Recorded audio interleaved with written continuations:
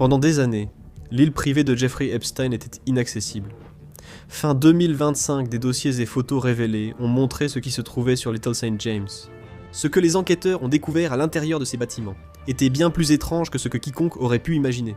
Au cœur des îles Vierges américaines, Little St. James, comme ses voisines, était privée. Ces petits îlots américains sont des paradis fiscaux pour riches et puissants, mais un milliardaire avait des intentions plus sombres.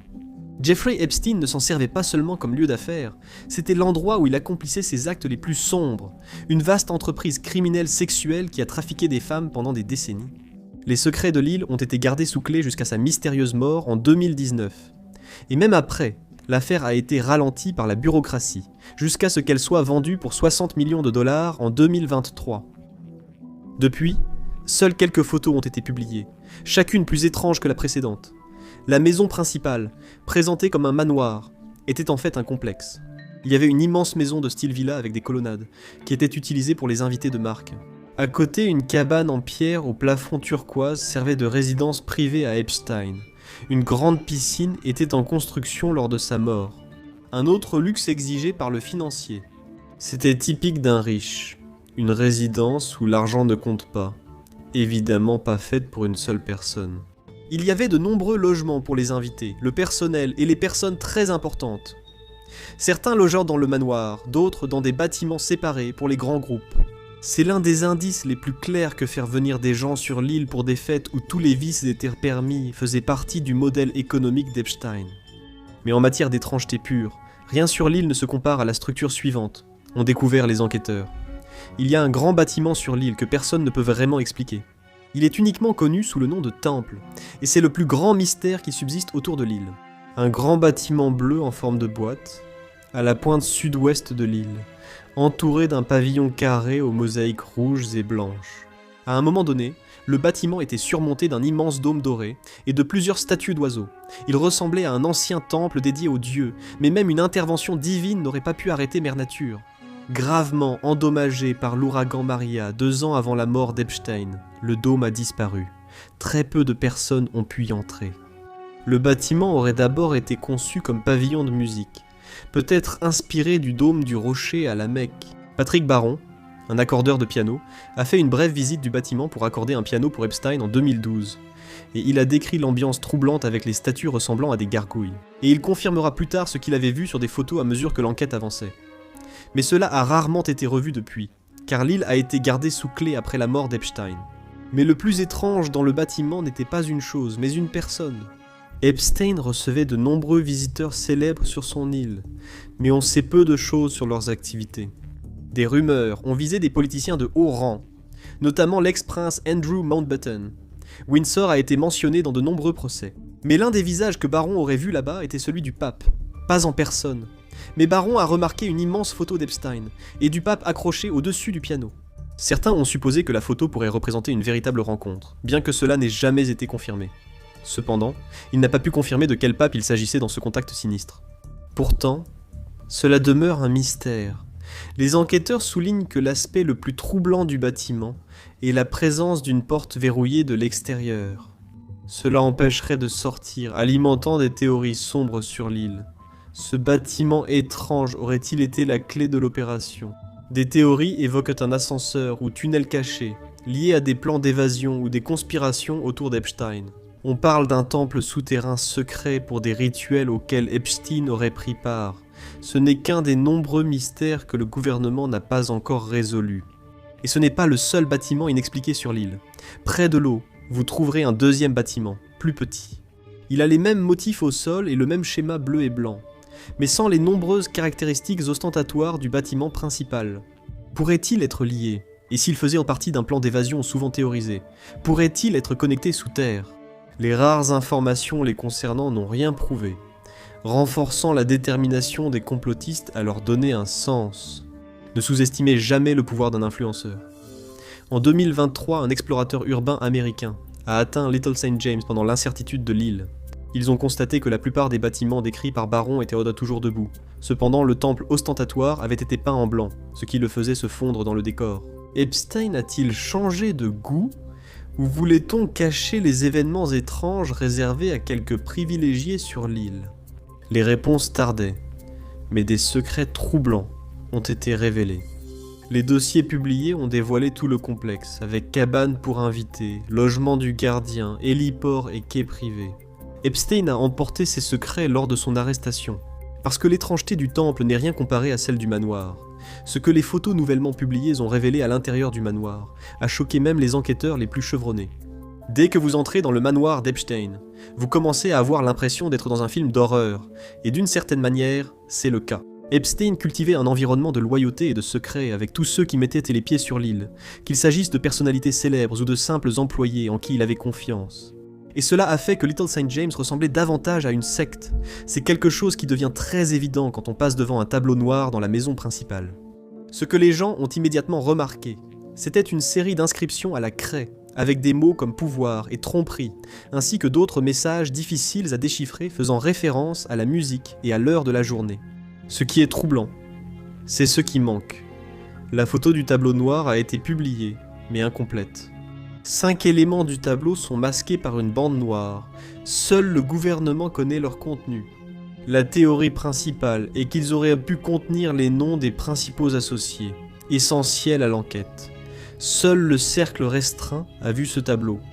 Le tableau noir a été découvert au centre de la bibliothèque du milliardaire défunt, entouré de 4 fauteuils rembourrés placés face à face, rappelant une réunion secrète. La pièce avait des étagères pleines de livres et un grand bureau, un lieu où Epstein montrait à ses associés l'importance de garder pour eux ce qu'ils voyaient. Sur cette île, leurs désirs les plus sombres étaient des possibles, et tout devenait ensuite plus sinistre. Seules quelques images ont été publiées, dont une montrant une pièce apparemment dédiée aux soins intimes. Un fauteuil dentaire et des tables de massage pliées suggéraient que les invités y recevaient des soins professionnels et privés. Mais c'est ce qu'il y avait sur le mur qui a troublé les gens.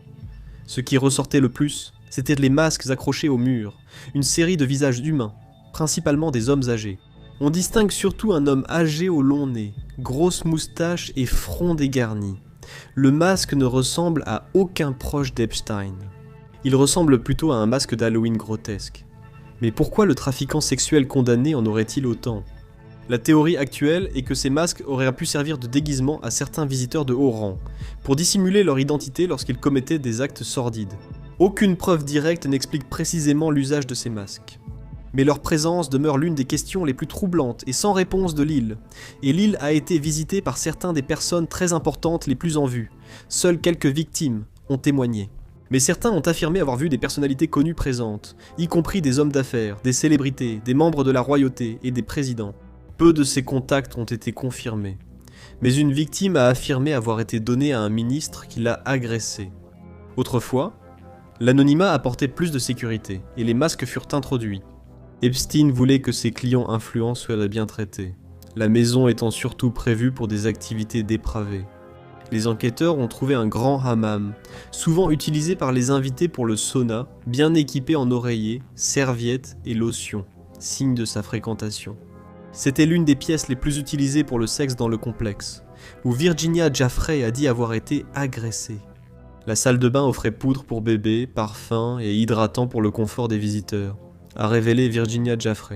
L'île était un paradis pour ses invités tordus, et une prison pour les femmes victimes de trafic. Ce n'était pas la seule pièce où des abus se produisaient. Une photo a révélé une pièce jugée parmi les plus troublantes de l'île par les enquêteurs. Une grande baignoire ovale est contre le mur, 2 chaises en osier devant. Une serviette semble être étalée sur le sol, peut-être un endroit où les invités pouvaient s'arrêter après les actes illégaux et dépravés qu'ils avaient commis.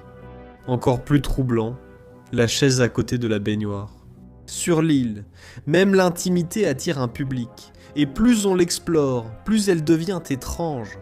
Epstein se considérait mécène des arts, et l'île regorgeait d'objets étranges, notamment près de la grande piscine. Devant le complexe, une grande sculpture en bronze d'un archer tribal africain pointe son arc de façon intimidante vers les passants. Bien que beaucoup soient connus sur les crimes d'Epstein, sa vie privée demeure largement mystérieuse. Nous savons encore relativement peu de choses sur l'homme et ses goûts personnels, et l'architecte de cette statue étrange demeure inconnu. Un objet peut être plus troublant que les autres, car il détient tous les secrets. Aujourd'hui, il est rare de voir un téléphone fixe. La plupart possèdent un portable. Une personne impliquée dans des crimes aurait souvent plusieurs téléphones jetables pour ne pas être repérée. Un objet du manoir a intrigué davantage. Les enquêteurs ont photographié un vieux téléphone Panasonic. Surtout, une série de raccourcis permettait à Epstein de joindre facilement ses associés clés, approfondissant encore le mystère avec ces nouvelles informations. Les raccourcis portent le nom de son bureau new-yorkais, et d'autres noms. Des hommes nommés Darren, Rich, Mike, Patrick et Larry sont listés comme contacts, sans autre information. 4 autres noms ont été masqués dans les images du ministère de la Justice, sans doute car ils sont identifiés et sous enquête. Cependant, les 5 noms connus n'ont pas permis d'identifier d'associés d'Epstein. Nous ignorons si ce sont de vrais noms ou des pseudonymes, et leurs lignes téléphoniques sont sûrement coupées. Une pièce abritait des histoires encore plus sombres. Les informations les plus précises sur Epstein et Little St. James viennent du livre de Guy Frey qui en avait parlé. Une grande chambre intérieure avec un seul lit blanc et beaucoup d'éclairage d'ambiance, ainsi que d'autres meubles légers comme un bureau et des ventilateurs. C'était la chambre où Jeffrey disait avoir été agressé, et elle correspondait parfaitement à sa description sur les photos. La pièce, tristement célèbre pour le crime d'Epstein, contient un objet révélant les activités écœurantes qui s'y sont passées.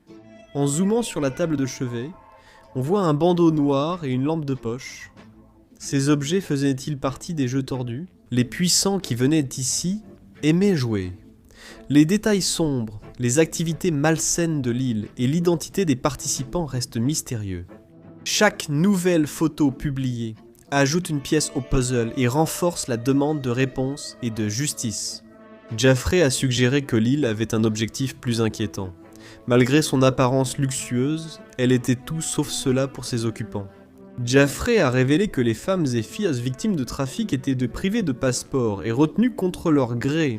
Beaucoup de bâtiments de luxe ici ont peut-être servi de prison, ce qui expliquerait aussi l'utilité de la grille et du temple extérieur. Était-elle destinée à empêcher les gens d'entrer, ou à empêcher les victimes d'Epstein de s'échapper ? Les enquêteurs pensent que certaines des découvertes les plus troublantes n'ont pas encore été rendues publiques. L'île n'a pas livré tous ses secrets. D'autres images troublantes arrivent et pourraient révéler les sombres secrets et noms célèbres venus sur l'île. Découvrez ce qui est réellement arrivé à Jeffrey Epstein et élucidez les circonstances mystérieuses de sa mort, ou cliquez sur cette vidéo.